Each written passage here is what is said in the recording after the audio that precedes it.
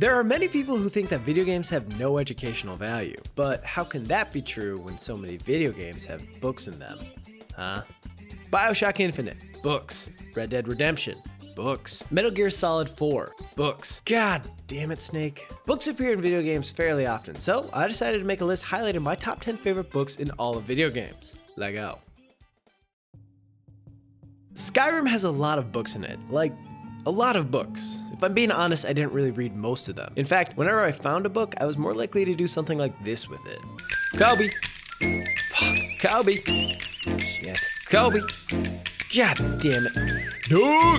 But there were a few books I did read. Well, there was one I read. Okay, I didn't actually read it, but I heard it was good. And that book is Kolben the Dragon, an adventure tale for young Nord boys. What I like about this book is how much it reminds me of the Choose Your Own Adventure books I read as a kid. By that, I mean most of your choices lead to a gruesome and terrible death. There are 6 endings, and only one of them ends with you surviving. You can be eaten by the dragon, possessed by a ghost, and even poisoned by high elves that run a nearby tavern. The book is a nice little break from the actual game where you pretty much do the same kind of stuff.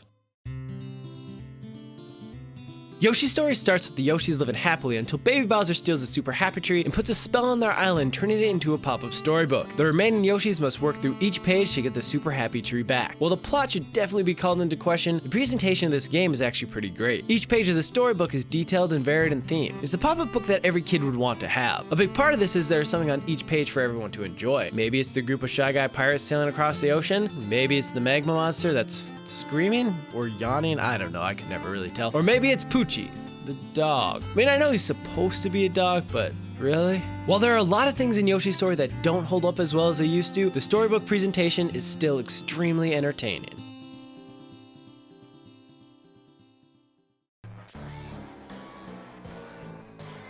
When people think of Little Big Planet, happiness is generally the first thing that comes to mind. I think this is why Clive Hanforth is so funny. Everything from his voice to his mannerisms are downright depressing. If I'm being honest, the only reason Clive is on this list is because I'm pretty sure he would have offed himself if he wasn't. Clive is the owner of the Factory of a Better Tomorrow, which created the world's most accurate calendars and spaceships until it was taken over by the Negativitron. Clive wasn't really that happy before any of this happened, so you can only imagine how much worse it's gotten since. Helping Clive get back his factory was one of my favorite parts of Little Big Planet 2. Something about his misery had a direct line on my funny bone. I don't know if this means it was really good writing or that I'm a bad person that feels better about myself when others are miserable. I mean, I'm guessing a bit of both.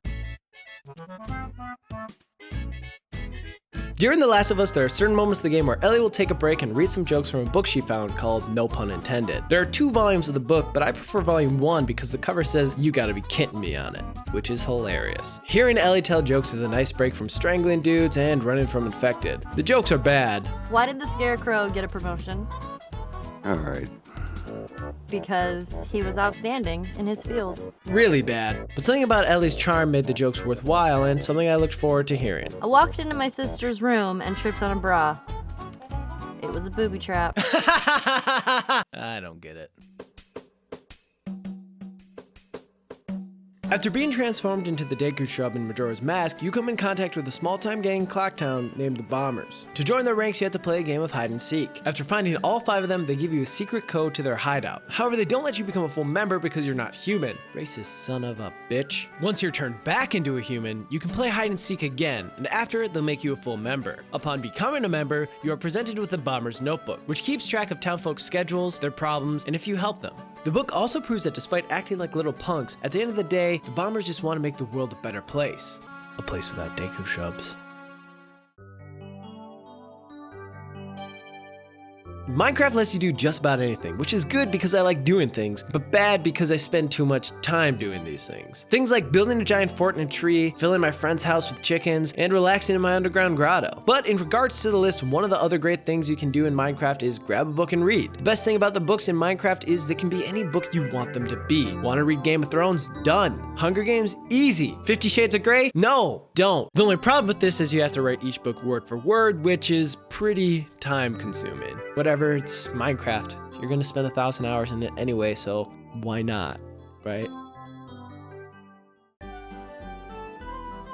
In Sid Meier's Pirates, you get to sail around the Caribbean, pillaging, burning, and Dancing. Actually, dancing might be the most important part. As you gain notoriety across the Caribbean, you'll get the opportunity to dance with many governors' daughters, who, if they take a fancy to you, will give you cool stuff. There are a lot of items that help throughout the game, but my favorite is the Dutch Rudder. The Dutch Rudder is a navigational journal that improves your map by showing more settlements. More importantly though, Dutch Rudder sounds exactly like Dutch rudder, which is also a slang term for when a man grabs his, you should just look it up on Urban Dictionary. The item itself is actually only okay. Also, the Spanish Rudder is technically better, but its name doesn't make me giggle as much. The Dutch Rudder really only made the list because I'm immature.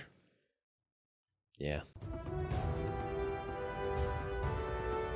There are many characters that keep a personal journal with them, but my favorite belongs to Nathan Drake. He details the places he's been, things he finds interesting, clues to puzzles, and Sully's facial hair. The journal adds a whole new element of immersion into the game. Opening your journal near the beginning of Uncharted 2 and seeing an entire page dedicated to Elena makes you understand Drake in a whole new way. It's the little details that really make his journal so special. I found myself constantly checking it, hoping that there would be a new entry. In a game centered around storytelling, it's no wonder that Drake has one of the finest journals in all of gaming.